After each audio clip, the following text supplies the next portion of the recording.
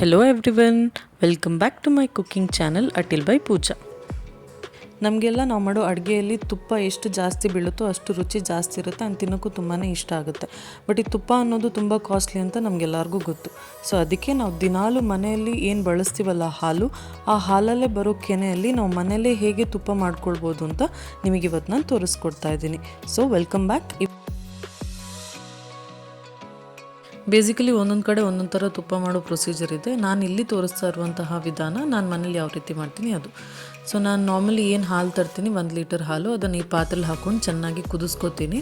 ಕುದಿಸಿದ ನಂತರ ಈ ಥರ ಅದನ್ನು ಆರೋಕ್ಕೆ ಬಿಡ್ತೀನಿ. ಸೊ ಆರಬೇಕಾದ್ರೆ ಯಾವತ್ತೂ ಈ ಥರ ಸ್ಟೀಲ್ ಮುಚ್ಚಳನ ಮುಚ್ಚಬಾರ್ದು. ಅದಕ್ಕಿಂತ ಈ ಥರ ತೂತ್ ಇರುವಂಥ ಯಾವುದಾದ್ರೂ ಲಿಡ್ ನಿಮ್ಮ ಹತ್ರ ಇದ್ದರೆ ಅದನ್ನು ಮುಚ್ಚಿ. ಏನಕ್ಕಂತ ಹೇಳಿದರೆ ಸೊ ಬೇಗ ಹಾಲು ತಣ್ಣಗಾಗುತ್ತೆ ಆ್ಯಂಡ್ ತಣ್ಣಗಾದ ನಂತರ ಆ ಕೆನೆ ಕೂಡ ಅಷ್ಟೇ ದಪ್ಪಗೆ ಬರುತ್ತೆ. ಸೊ ಹಾಲು ರೂಮ್ ಟೆಂಪ್ರೇಚರ್ಗೆ ಬಂದ ನಂತರ ನಾನು ಫ್ರಿಜ್ಜಲ್ಲಿ ಇಡ್ತೀನಿ.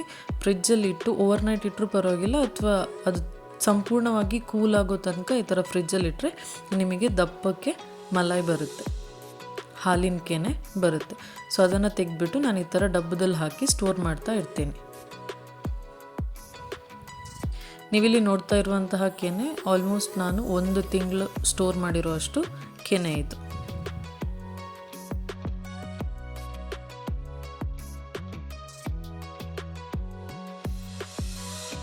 ಬೇಸಿಕ್ ನಾಲೆಡ್ಜ್, ತುಪ್ಪ ಮಾಡಬೇಕಾದ್ರೆ ನಮಗೆ ಬೆಣ್ಣೆ ಬೇಕೇ ಬೇಕು. ಸೊ ಮನೆಯಲ್ಲೇ ಹೇಗೆ ಬೆಣ್ಣೆ ಮಾಡ್ಬೋದು ನೋಡಿ. ಸೊ ಸ್ಟೋರ್ ಮಾಡಿಟ್ಟಿರುವಂತಹ ಹಾಲಿನ ಕೆನೆನ ಈ ಥರ ಮಿಕ್ಸಿ ಜಾರಲ್ಲಿ ಹಾಕ್ಕೊಂಡು ನಂತರ ಒಂದು ಅರ್ಧ ಕಪ್ ಅಷ್ಟು ಮೊಸರು ಹಾಕ್ಕೊಂಡು, ಹುಳಿ ಮೊಸರು ಇದ್ದರೆ ಚೆನ್ನಾಗಿರುತ್ತೆ, ಇಲ್ಲ ನಾರ್ಮಲ್ ಮೊಸರು ಹಾಕ್ಕೊಂಡು ನಂತರ ಐಸ್ ಕ್ಯೂಬ್ ಅಥವಾ ಫ್ರೀಸ್ ಮಾಡಿಟ್ಟಿರುವಂತಹ ನೀರು, ಕೋಲ್ಡ್ ವಾಟರ್, ಇದನ್ನು ಹಾಕ್ಕೊಂಡು ಚೆನ್ನಾಗಿ ಗ್ರೈಂಡ್ ಮಾಡ್ಕೋಬೇಕು.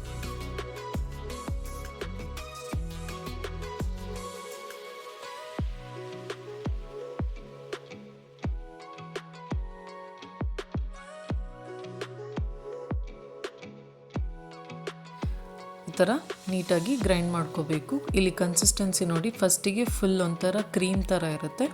ಸೊ ಈ ಪೊಸಿಷನಲ್ಲಿ ನೀವೇನು ಮಾಡಬೇಕು, ಮತ್ತು ಕೋಲ್ಡ್ ವಾಟರ್ ಅಥವಾ ಐಸ್ ಕ್ಯೂಬ್ನ ಇನ್ನಷ್ಟು ಆ್ಯಡ್ ಮಾಡಬೇಕು. ಸ್ವಲ್ಪ ಪೇಷನ್ಸಿಂದ ಇದನ್ನು ಮಾಡಬೇಕಾಗುತ್ತೆ. ಒಂದೊಂದು ಸಲ ಟೆಂಪ್ರೇಚರ್ ಏನಾದರೂ ಜಾಸ್ತಿ ಇದ್ದರೆ ಬೇಗ ಬೆಣ್ಣೆ ಕೂಡಲ್ಲ. ಸೊ ಏನಾದರೂ ಕೋಲ್ಡ್ ಇದ್ದರೆ ಬೇಗ ಬೆಣ್ಣೆ ಕೂಡುತ್ತೆ.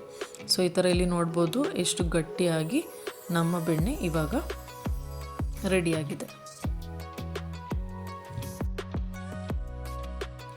ಸೊ ಟೆಂಪ್ರೇಚರ್ ಏನಾದರೂ ಕೂಲ್ ಆಗಿದ್ದರೆ ಬೇಗ ಈ ಥರ ನಿಮಗೆ ಬೆಣ್ಣೆ ಉಂಡೆ ಸಿಗುತ್ತೆ.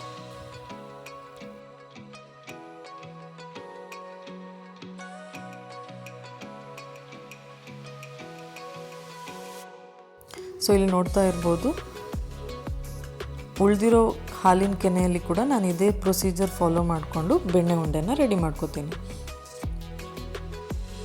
ಇಲ್ಲಿವಾಗ ಬೆಣ್ಣೆ ಉಂಡೆ ರೆಡಿಯಾಗಿದೆ.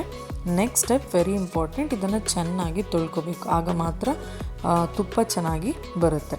ಸೊ ತೊಳ್ಕೊಬೇಕಾದ್ರೆ ಯಾವುದೇ ಕಾರಣಕ್ಕೂ ಟ್ಯಾಪ್ ವಾಟರ್ನ ಯೂಸ್ ಮಾಡಬೇಡಿ, ಆದಷ್ಟು ಕುಡಿಯೋ ನೀರನ್ನ ಯೂಸ್ ಮಾಡಿಕೊಂಡು ಚೆನ್ನಾಗಿ ತೊಳ್ಕೊಬೇಕು. ಆ್ಯಂಡ್ ತೊಳ್ಕೊಬೇಕಾದ್ರೆ ತುಂಬ ಸಾಫ್ಟಾಗಿ ಹ್ಯಾಂಡಲ್ ಮಾಡಬೇಕು, ಯಾವುದೇ ಕಾರಣಕ್ಕೂ ಫೋರ್ಸ್ಫುಲಿ ಅದನ್ನು ತೊಳೆಯೋಕ್ಕೆ ಹೋಗಬಾರ್ದು. ಈ ಥರ ಸ್ಟಾರ್ಟಿಂಗಲ್ಲಿ ಹಾಲು ಕಲರ್ ಥರನೇ ನಿಮಗೆ ಸಿಗುತ್ತೆ, ಬಟ್ ನೀವು ತೊಳಿತಾ ಹೋದಂಗೆ ಅದ್ರ ಕಲರ್ ತುಂಬಾ ಟ್ರಾನ್ಸ್ಪರೆಂಟ್ ಆಗುತ್ತೆ. ಸೊ ಆದಷ್ಟು 4ರಿಂದ 5 ಸಲ ಚೆನ್ನಾಗಿ ಇದನ್ನು ತೊಳ್ಕೊಬೇಕು. ಒಂದು ವೇಳೆ ನೀವೇನಾದರೂ ಹುಳಿ ಮೊಸರು ಅಥವಾ ಮಜ್ಜಿಗೆ ಏನಾದರೂ ಯೂಸ್ ಮಾಡ್ಕೊಂಡಿದ್ರೆ ಒಂದು 5-6 ಸಲ ತೊಳಿಬೇಕಾಗುತ್ತೆ. ಸೊ ಕಲರ್ ಟ್ರಾನ್ಸ್ಪರೆಂಟ್ ಆಗೋ ತನಕ ನೀಟಾಗಿ ಇದನ್ನು ತೊಳ್ಕೊಬೇಕು. ಇಲ್ಲಿ ಇನ್ನೊಂದು, ನೀವು ತುಂಬಾ ಕೇರ್ಫುಲ್ಲಾಗಿರಬೇಕು, ಒಂದು ತೊಟ್ಟು ನೀರಿಲ್ಲದೆ ಇರೋ ಹಾಗೆ ಚೆನ್ನಾಗಿ ಅದನ್ನು ಫಿಲ್ಟರ್ ಮಾಡ್ಕೋಬೇಕು. ನೆಕ್ಸ್ಟ್ ಇವಾಗ ಮೀಡಿಯಮ್ ಫ್ಲೇಮಲ್ಲಿ ತುಪ್ಪನ ಬಿಸಿಯಾಗಕ್ಕೆ ಇಟ್ಟಿದ್ದೀವಿ. ಸೊ ಯಾವುದೇ ಕಾರಣಕ್ಕೂ ಬೇರೆ ಪಾತ್ರೆಗೆ ಶಿಫ್ಟ್ ಮಾಡುವಂಥ ಅವಶ್ಯಕತೆ ಇಲ್ಲ. ನಾವು ಏನು ತುಪ್ಪ ಕ್ಲೀನ್ ಮಾಡಿದ್ದೀವಲ್ಲ, ಬೆಣ್ಣೆನ ಏನು ತೊಳ್ಕೊಂಡಿದ್ದೀವಲ್ಲ, ಅದೇ ಪಾತ್ರೆಯಲ್ಲೇ ತುಪ್ಪ ಮಾಡ್ಬೋದು. ಅದು ಬಿಸಿ ಆಗ್ತಾ ಇದ್ದ ಹಾಗೆ ಆಟೋಮೆಟಿಕ್ಕಾಗಿ ಅದು ಮೆಲ್ಟ್ ಆಗ್ತಾ ಬರುತ್ತೆ.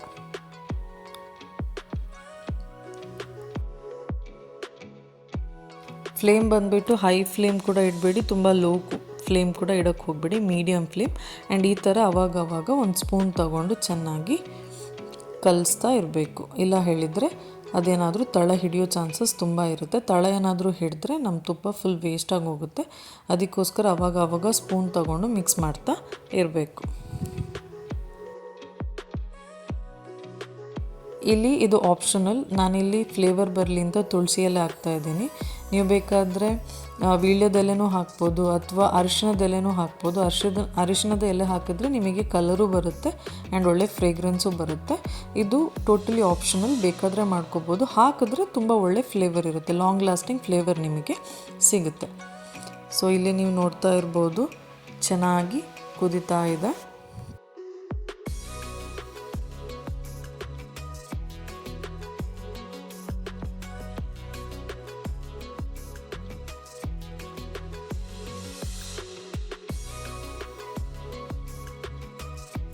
ಇಲ್ಲಿವಾಗ ಆಲ್ಮೋಸ್ಟ್ ತುಪ್ಪ ರೆಡಿಯಾಗಿದೆ. ಒಳ್ಳೆ ಕಲರ್ ಇದೆ ಆ್ಯಂಡ್ ಒಳ್ಳೆ ಫ್ರೇಗ್ರೆನ್ಸ್ ಕೂಡ ಬರ್ತಾ ಇತ್ತು ನಾನು ತುಪ್ಪ ಮಾಡಿದ ದಿನ.